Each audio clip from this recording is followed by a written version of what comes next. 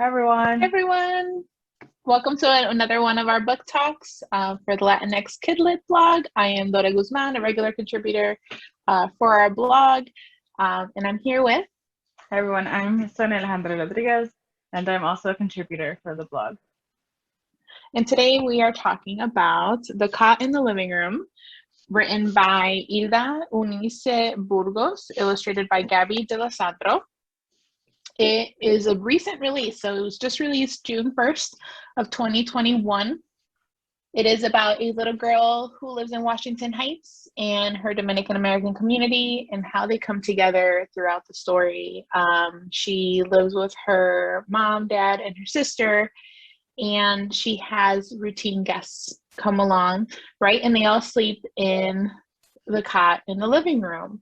And throughout the story, I won't give the spoiler alert, but throughout the story, right, we learn about the little girl and her feelings, right, towards the guests who get to sleep on this cot because they have a great view of the city.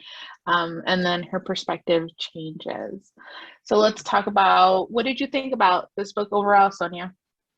It is just so adorable.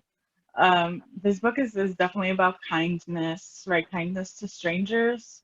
Um, and like you said, like it's about needing to like redefine like something for yourself, right? Because this young girl wants this cot in the living room. Like, why does everyone get to sleep there but me? Right? Everyone gets this like beautiful view of the like George Washington Bridge in Washington Heights, and she imagines like all these adventures that could happen there, right? And she's in her feelings about like not being able to participate, right? But then she learns, right, the reason why these young kids, these other children, um, have to stay there, right, every night. And so it and the ending I'm trying to like say something about like without spoiler alerts. The ending of how she ends up embracing these children is really beautiful.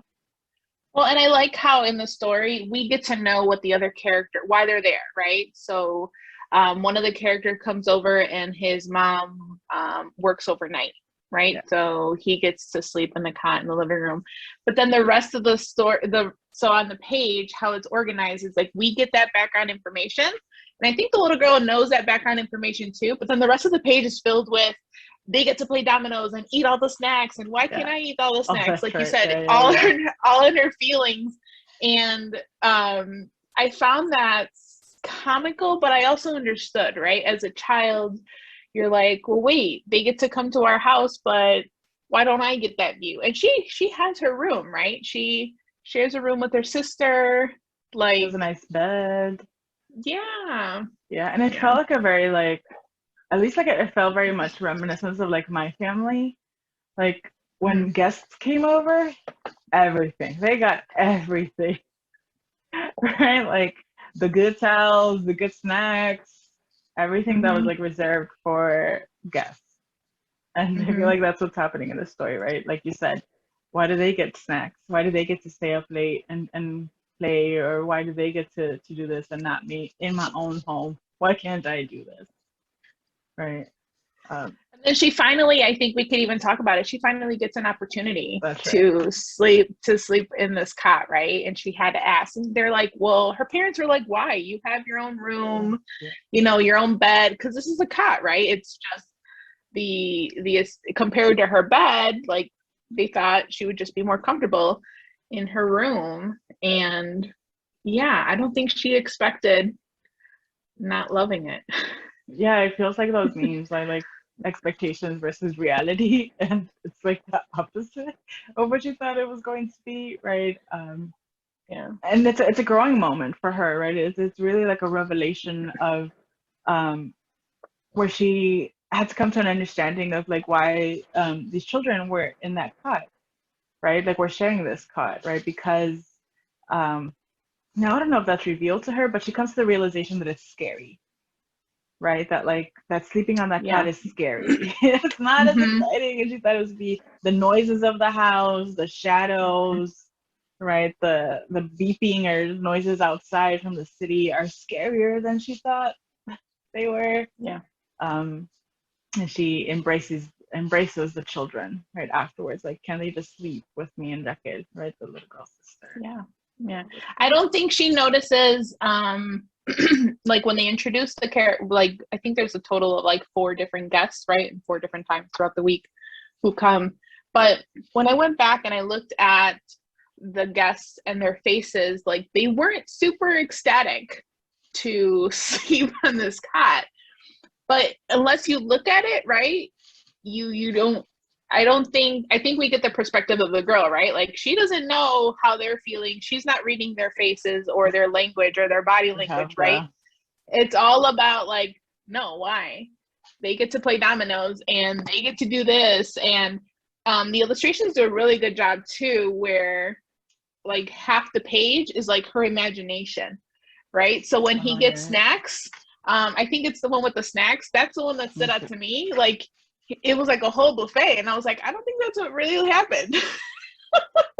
Like he had cake and ice cream, and I was like, I love that one. Yeah, I love that. So I'm trying to find the snacks, but I found the dominoes one where you're right, where it's like, what is actually happening, like to the child? The parents are being like, extra, here's some extra stuff, and then like what she thinks like it's actually like to stay up late and like play dominoes and how magical it could be. And you're right, it happens with like every guest, right? That they get to watch TV and they get to do all this stuff, and then they have like you have several of these illustrations, right, where it's her kind of pouting and being upset. It's not fair.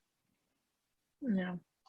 And I thought that this concept of fairness was very interesting for this book, right? Because I feel like I say that a lot. Well, that's not fair.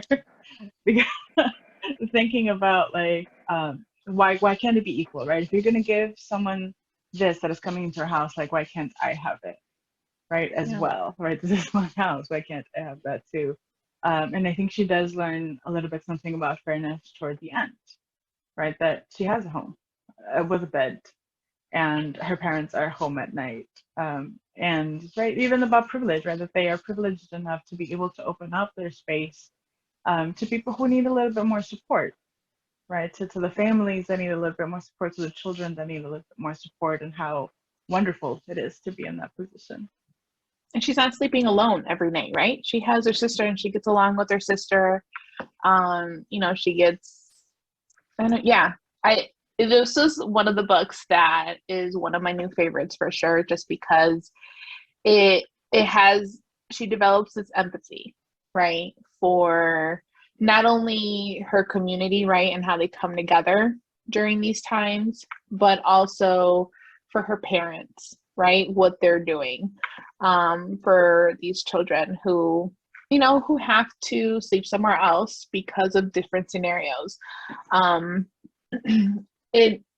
I also find it very whimsical, right? It involves like various emotions, right? You have that emotion of like, that's not fair, but at the same time, like as an adult looking in, it's comical, right? Because we've all been there. We've all acted like that. We've all said, why not me? Or that's not fair.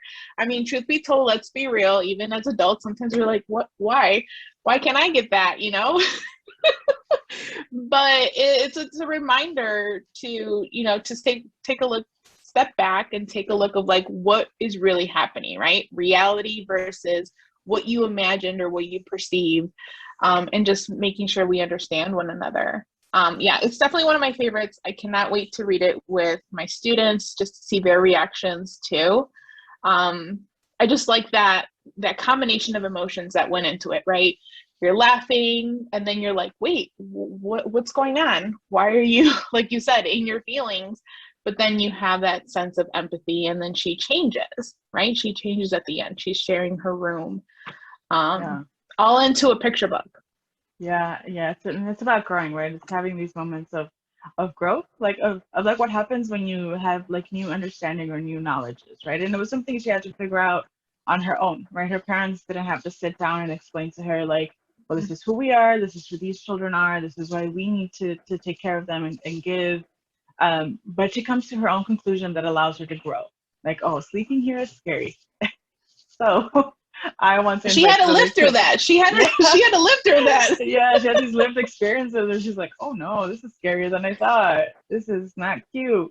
And right, and then she does something about it, right? There's this very like pivotal moment of action, right? I had this, and I love how like you can have an idea and hold to it like grudgingly and say it's not fair, but then have a moment of like, oh, I was wrong. Now I need to do Yeah. something about it, right? And that happens brilliantly in this book, right? Like we see like there's like the illustrations, the Alessandro illustrations have moments of her just pouting and like just centering like this Black Latina, just like inner feelings and upset. Why not me? Um, but then also this moment of like, oh, it's not what I thought it was, and now I'm going to take action to like rectify my actions and make this like a safer space for like other folks. And so I invite the children to share the bedroom, right? That's what she does, to share. They'll sleep together. Um, Yeah. yeah, which I think is also like what's another important thing about this book, that it centers a Black Latina, right? Yes. And even now, right? Like we don't have a lot of books that center Black Latinos enough in like Latinx children's literature and American children's literature. And so it's another beautiful depiction and illustration, representation, right, of what these experiences can be. And it's happening Yeah, in there's Washington. definitely, yeah, and it's not representative enough, right? I look at a lot of the picture books that um are more commonly reviewed, and like you said, our Black Latinx community is very rarely represented. And if they are represented, it's more like a historical account, um, and not realizing that our communities exist, right? These experiences exist, um, and it's not just certain Latinx communities that have these experiences of, again, like you said, like change, but then also just these family experiences. I did also relate to, maybe because I'm an older sister, but the older sister kind of takes that background, Raquel. and she's like, well, why can't she? Yes, Raquel. She's like, I like to sleep in my own bed. Like, you want to pout, you want to do what you want. Like, I have my own room. And it's very subtle, but I understand it, right? Because I'm like, well, what are you doing? Like, she probably realized more, right, than what the little girl noticed. Yeah, and it is also probably just about like knowing your siblings. And if, I mean, this is a stubborn young girl, right? Like, I mean, Yes. I'm the same way. You're not going to tell me differently until I go through it. And it was like, okay, you're right. Yeah, Yeah. right. But like own stubbornness, would I need to sleep on that couch, right? And it's a very like older sister, like, all right, learn your lesson. Raquel probably Yeah. did the She same probably, thing. She probably did yeah. the same thing, right? There's a book about Raquel coming, probably, right? She went through the same thing. She's like, all right, little girl, Not learn going to to tell you how grow. it is, but you go ahead and figure it out yourself. You grow. Okay. Yes. Yeah, and yeah, I love everything about this book, about the family dynamics, right? The joy and love that is in it, and it's just about this Black Latina. Just it's about her childhood. It's about like I want this cat. Why can't I Yes. sleep on this cat, right? And it's about community. It's also very imaginative. I think you used the word whimsical. Like the illustrations Mm-hmm. are very whimsical. Like you said, like on one page of the layout, it'll be like what's like reality, and then like the other page will be like her like rampant, vibrant like imagination of like, oh my God, they're doing all of this with the TV and the snacks and the games, right? And I just think that's so awesome and so wonderful. Yeah, I love the illustrations, and I can't wait to just read more, right? More of these picture books, and just how it just connects to students, right? You hear of their typical books that you can use for either social emotional learning, or just learning about families, or just um, learning about just even imprinting skills, right? There's so many lists that include so many titles, and I can't wait for this book to be on one of those lists, right? To say this is a book that you can use to, not only is it just enjoyable to read, right? To any age, right? Even as an adult, I enjoyed it. And again, it's one of my favorites, definitely this year. But even to kids, to teach them those small moments, or whether it's imprinting or saying, hey, this is how character changes happen. without using the same titles that curriculums use. So I'm excited for this book. Yeah, I agree. It's such a great book about kindness, right? About community, imagination. And I mean, it's such a common, I feel like maybe it's such a common experience for like Latinx communities or even communities of color. Like folks are going to go through your apartment and your homes, right? Like folks come to Yes. stay, your family, neighbors, right? And I think that's such a beautiful part of like families in our communities, right? That like if you have the space, then you welcome people. We make space. Yeah. Yeah. Right. So thank you so much for speaking to me about this book.